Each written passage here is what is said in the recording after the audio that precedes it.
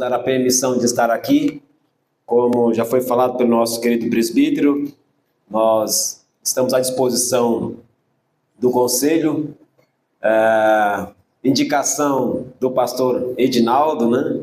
Amigo nosso, homem que Deus tem usado ali em Cascavel, na central de Cascavel. Tenho 2 filhas abençoadas, não tão bonitas quanto o pai, né? Puxaram a mãe, é claro. Uma com 14 e outra com 17. A minha esposa também participa da igreja, né? Tem um ministério de evangelismo com mulheres, então tem sido assim uma bênção no nosso ministério, tem nos ajudado muito, né? E nosso ministério ali na igreja de Nova Aurora é uma igreja que eu já participei dela como evangelista em 98. Agora retorno depois de 25 anos. E a graça que Deus me deu é de ver pessoas firmes na fé, cunhadas na palavra de Deus, entendendo os princípios das Escrituras, e ver também seus filhos e seus netos pelo caminho, no caminho do qual Deus orientou. Foi uma oportunidade que eu tive de estar novamente em Nova Aurora, no mesmo presbitério que também me ordenou ao pastorado.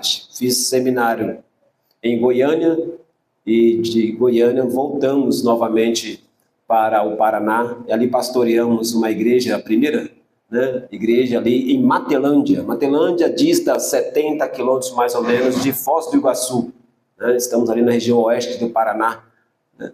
Então foi uma bênção estar com aqueles irmãos durante 11 anos e Deus assim nos abençoou.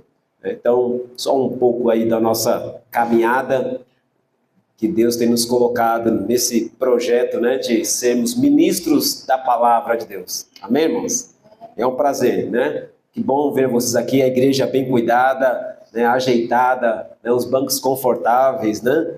Então, tudo isso agrega, né, para que nós possamos continuar no trabalho do Senhor. Eu quero convidar os irmãos a abrirem suas Bíblias. A palavra de Deus em 2 Timóteo, um texto conhecido nosso, e nós iremos meditar nesse texto, pedindo a Deus a sua bondade, a sua misericórdia, para que Ele nos instrua na palavra. 2 Timóteo, capítulo de número 3, irmãos. Paulo, escrevendo essa carta, tem algumas lições para nos informar. E eu gostaria de compartilhar com os irmãos.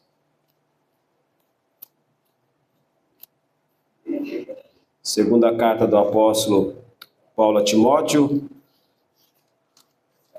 capítulo de número 3. Versos tão somente 14 até o verso de número 17. Todos acharam? Aqueles que puderem, nos coloquemos em pé. Faremos então esta leitura. Diz assim, irmãos, as Escrituras: Tu, porém, permanece naquilo que aprendeste, e de que foste inteirado, sabendo de quem o aprendeste, e que desde a infância sabe as sagradas letras, que podem tornar-te sábio para a salvação da fé em Cristo Jesus. Todos juntos? Toda a Escritura é inspirada por Deus e útil para a educação na justiça, a fim de que o homem de Deus seja perfeito e perfeitamente habilitado para toda a boa obra. Vamos orar mais uma vez. Fale com Deus. Pai santo e Pai justo, nós te louvamos por essa rica oportunidade. A tua palavra, Pai amado, já nos foi revelada. E o que necessitamos agora é que o teu Santo Espírito ilumine a nossa mente para compreender o que o Senhor quer falar conosco e nos ajudar a aplicar a tua palavra no dia a dia. Essa é a nossa oração em nome de Cristo Jesus. Amém. Amém. Poder sentar, irmãos.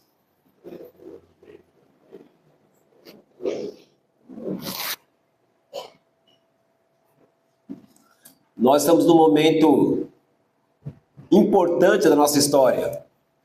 Como os irmãos bem sabem, daqui a 4 dias comemoraremos 508 anos. Do quê? Isso, muito bem. Da Reforma Protestante. Que para muitos não tem sentido. Para outros, é o cerne da nossa caminhada com Cristo. A Reforma Protestante, irmãos, é o que Deus permitiu para que saíssemos de um tempo obscuro, de um não conhecimento da revelação de Deus para nós. Há um homem que talvez pouco seja falado, ainda que ele não seja evangélico, mas ele era um erudito bíblico, católico. Ele é chamado de Erasmo de Roterdã. Erasmo de Roterdã queria também reformar a igreja por dentro, com a mesma proposta de Lutero. E ele era um homem especialista no grego. E no contexto de Erasmo de Roterdã, nós tínhamos ali o movimento renascentista.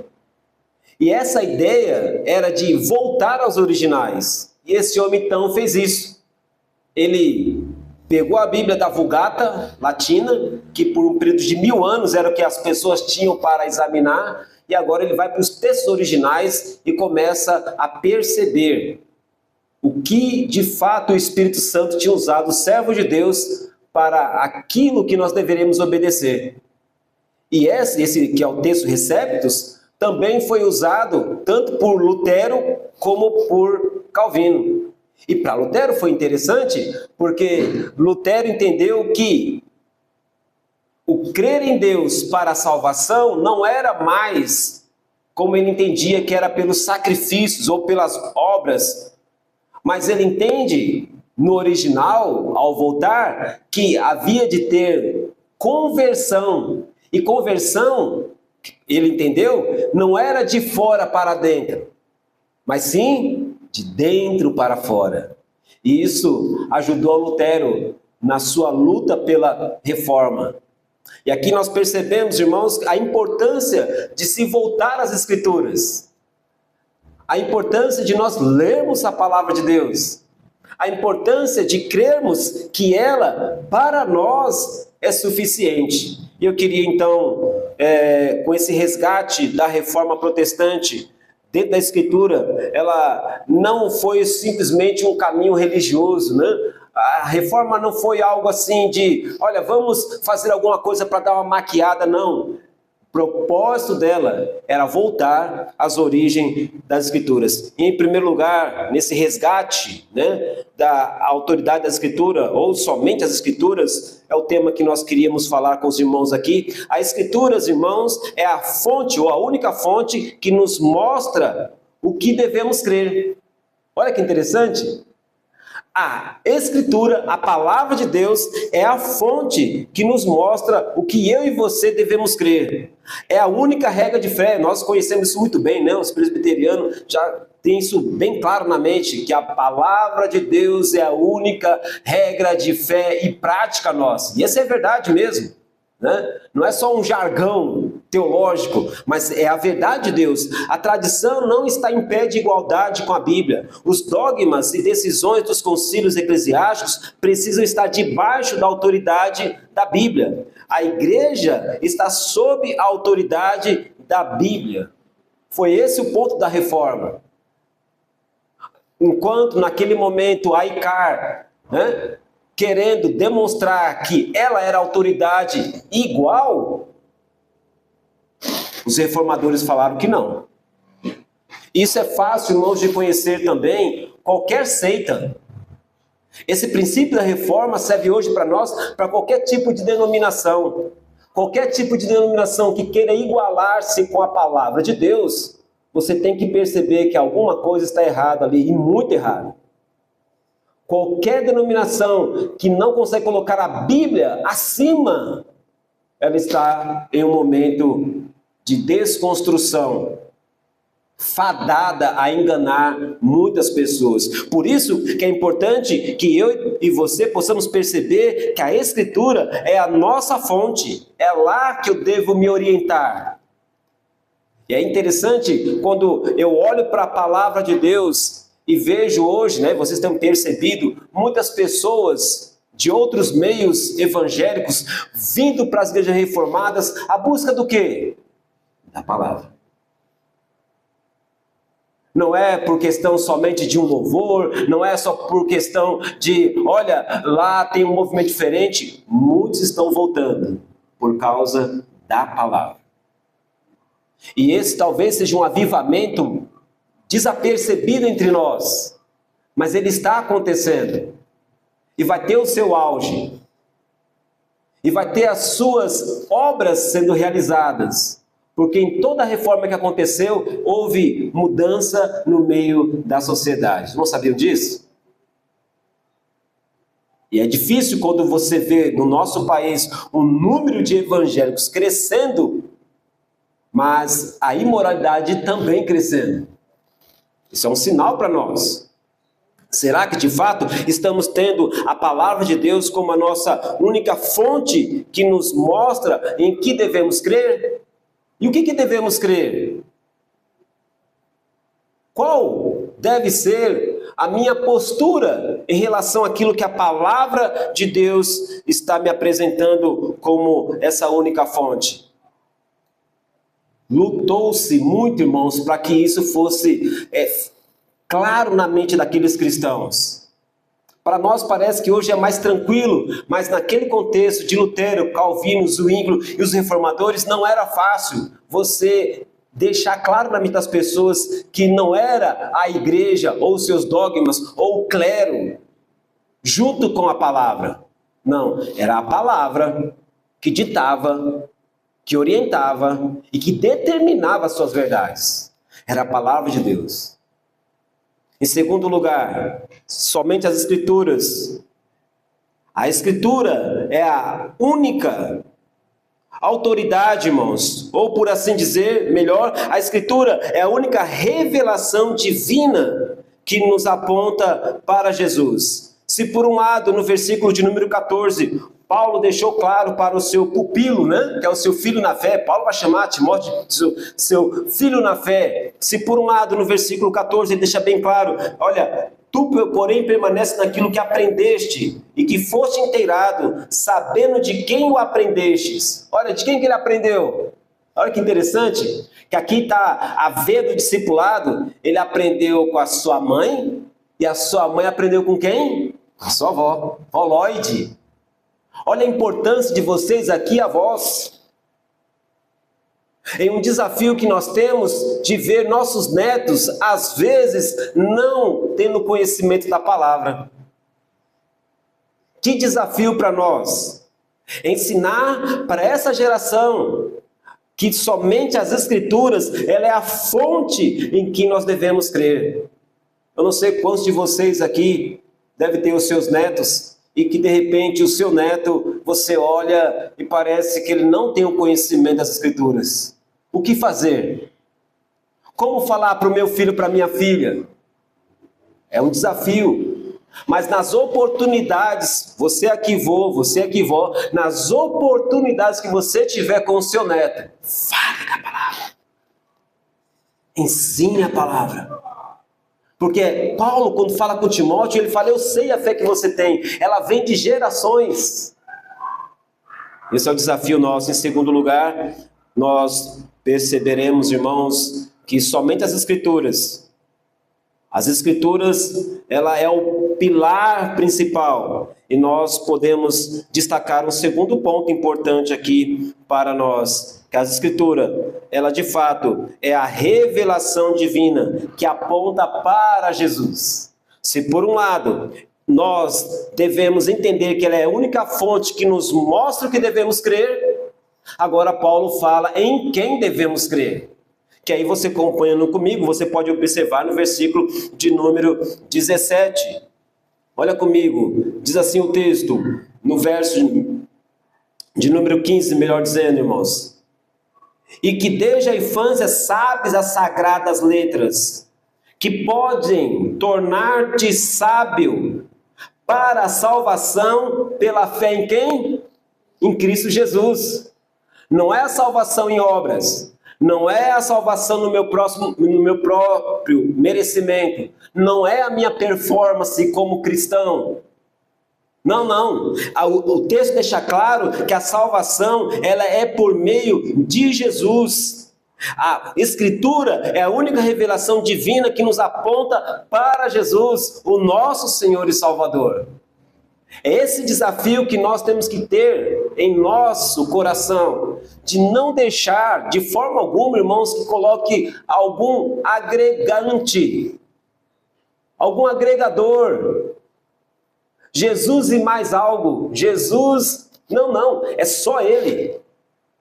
É por isso que Ele falou, eu sou o caminho, eu sou a verdade, eu sou a vida. Ninguém, absolutamente ninguém, vem ao Pai a não ser por mim. Então, a Escritura, de fato e de verdade, ela é a única revelação divina que nos aponta para o nosso Salvador, que é Jesus Cristo. Não há outro meio. Não há outra forma. Tanto o Antigo como o Testamento quanto o Novo Testamento, ele sempre apontou para Jesus. Todos os sacrifícios, irmãos. Desde lá, quando Deus falou para Moisés, coloque o sangue no umbral da porta, já tipificava quem viria. E aqueles homens, aqueles líderes, fizeram tudo aquilo pela fé. Crendo que ali estava o alvo deles, o objetivo deles, o Messias que viria para libertar o seu povo. Isso é importante para nós, de ver que não há uma diferença, por assim dizer. Alguns hoje falam, olha, eu creio no Novo Testamento porque o Novo Testamento é amor. Ah, não, eu não creio no Velho porque o Velho Testamento só fala de guerra. Não, irmãos, os dois se unem com o único propósito de apresentar e de apontar Jesus, o Messias. Então não há essa dicotomia, como muitos querem, e afirmam, e ensinam. Não, a Escritura, a Palavra de Deus, somente as Escrituras, elas nos ensinam que de fato a única revelação divina que nos aponta para o nosso Senhor Jesus Cristo. Não importa se no Velho ou se Novo. O Novo Testamento revela o Cristo da história. O Cristo que nos salvou, o Cristo que nos amou. É a Ele que eu e você devemos toda a nossa vida. É pregar o Evangelho, é falar do Evangelho. Eu tenho falado na minha igreja que quando você tão somente fala para uma pessoa, olha, vá lá na minha igreja. Ou, olha, Deus é amor. Ou, olha, a sua vida vai mudar. Eu tenho colocado bem claro para aqueles irmãos que isso não é pregar o Evangelho.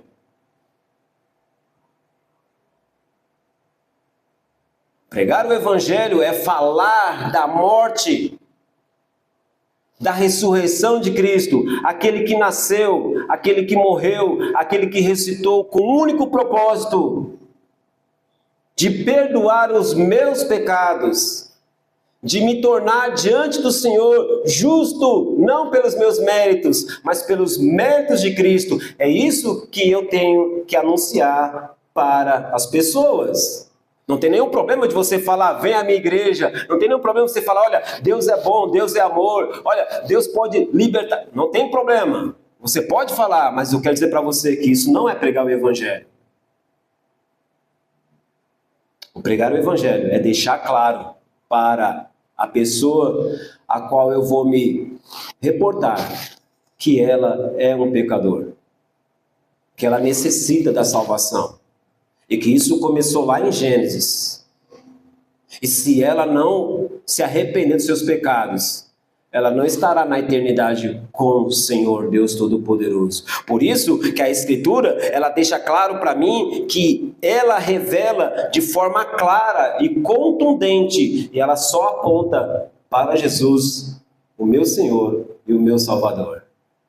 Em terceiro e último lugar, irmãos, nós podemos também aprender somente as Escrituras, lembrando que ela nos mostra o que devemos crer. Lembrando que ela não somente nos mostra o que devemos crer, mas que ela também, de alguma forma clara, ela aponta Jesus como nosso Senhor e Salvador.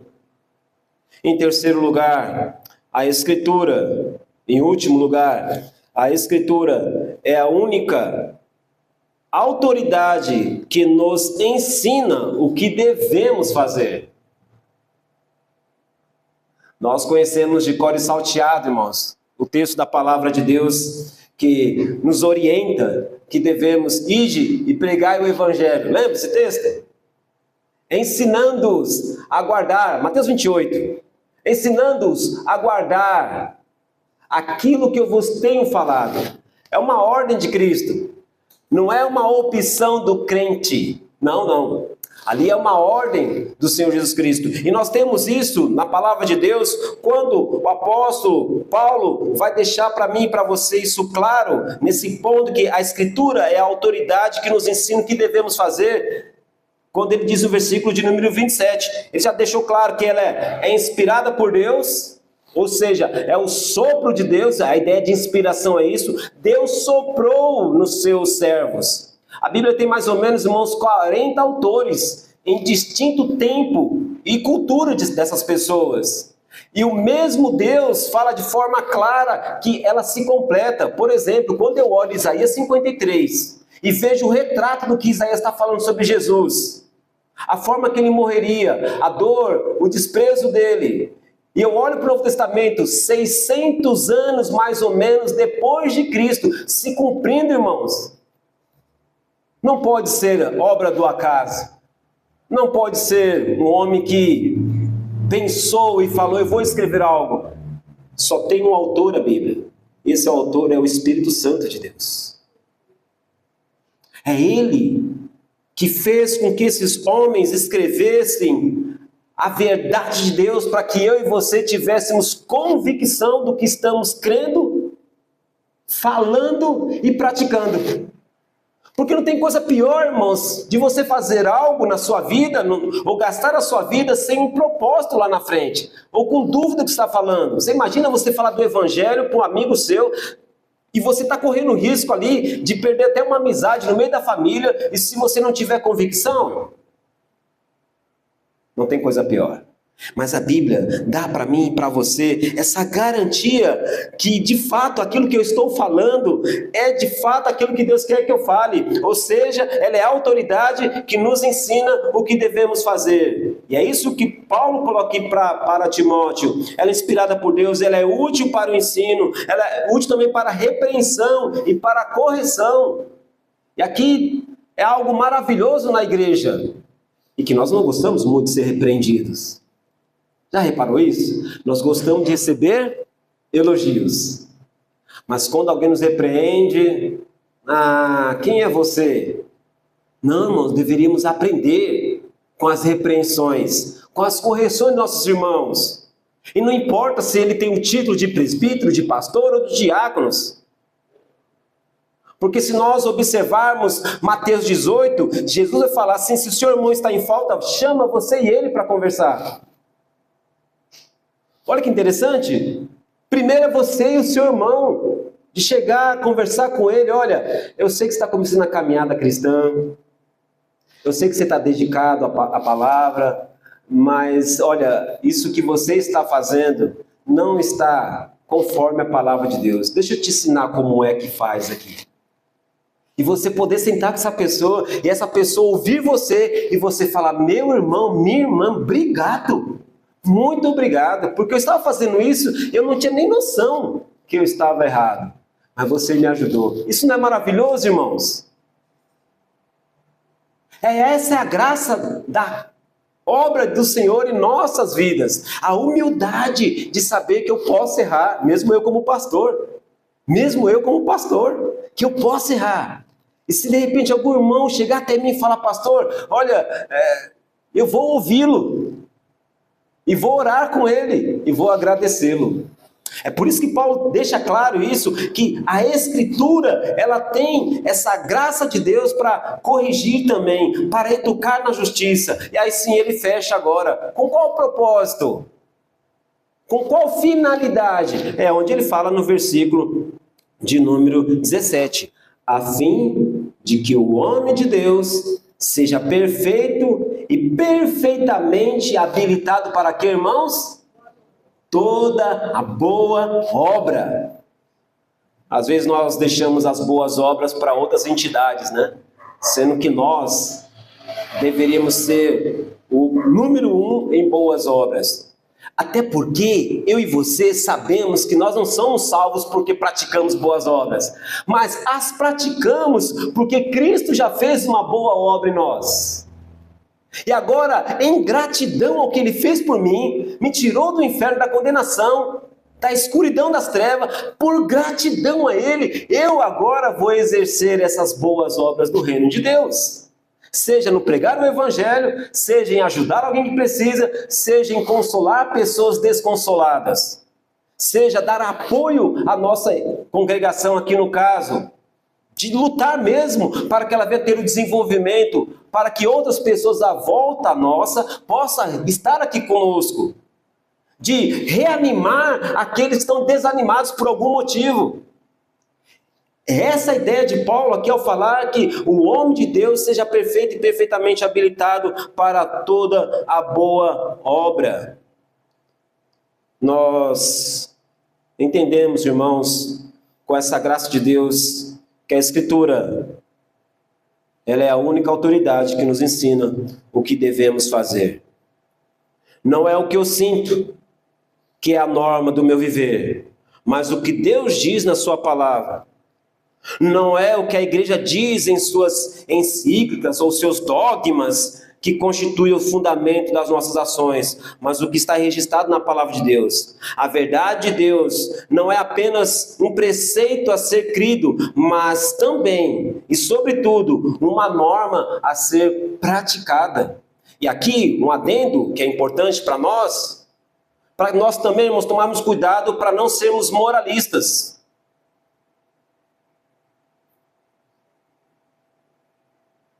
Nós tomamos um cuidado de saber o que eu faço de bem agora, não é querendo barganhar com Deus alguma coisa, mas é porque Deus já fez algo por mim. Ele já demonstrou o seu amor por mim, o seu cuidado por mim. E agora, por eu perceber e sentir tudo isso, agora eu me devoto a Ele.